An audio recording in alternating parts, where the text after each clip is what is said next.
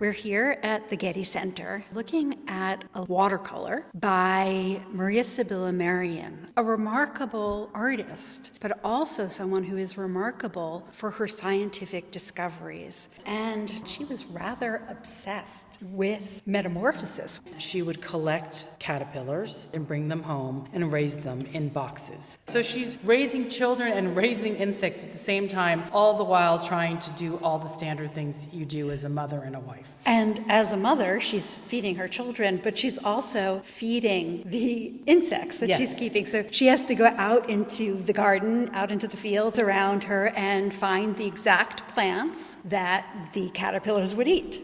You might first notice this dynamic tree branch dominating the composition with these luscious greens. And then around this, as if it's teeming with life, you have the male emperor moth with its wings spread to suggest flight. He's pretty spectacular. Oh, he is spectacular. Purple and yellow and these black circles. And below you see the cocoon. You see what she referred to as a date pit. Now we know it as a pupa. Remember, this is before there's classification, before there are Latin names for these insects, before the complete understanding of the metamorphosis of insects was understood. And then you see the juvenile nymph. And the mature caterpillar you see climbing down that branch. And it's this wonderful green with black bands, yellow pearls on top with teeny black hairs emerging from those yellow pearls. Notice the shadows. She's trying to make this as lifelike as possible. And she's the first to think about this life cycle in relationship to the food source.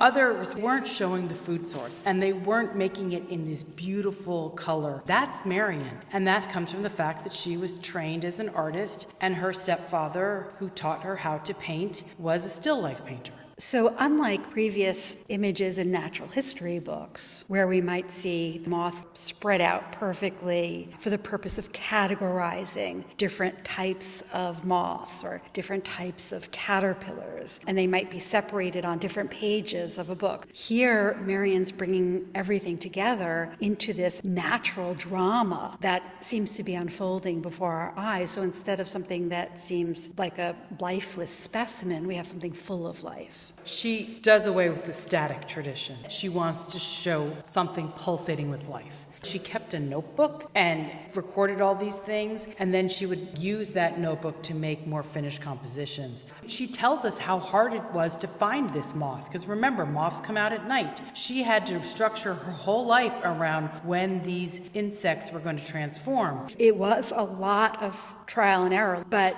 every caterpillar that she documented in her book is one that she raised through the entire life cycle. And we're talking about a moment in history where this life cycle was still quite mysterious. They still believed that butterflies or moths spontaneously generated from piles of dung. So not only is she able to observe it, she's able to depict it in an artful, beautiful way. Her whole book was made for gardeners and for art lovers. It wasn't made for the scientific community. And what I love about these images is she makes us slow down and reminds us to look. And that was the age she lived in. Let's not rely on the ancient knowledge of Aristotle. Let's go out and observe and document, and really the beginnings of scientific observation.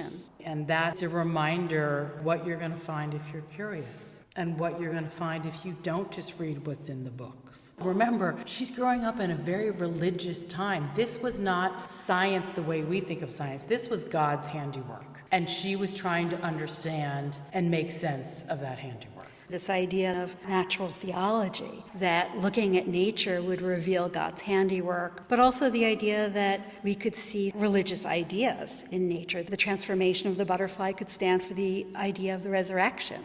So her approach is less along those religious lines and more toward a kind of modern scientific idea of observation. Yes, although I do think we have categories now. We have art here, we have science here, we have religion in a whole other sphere.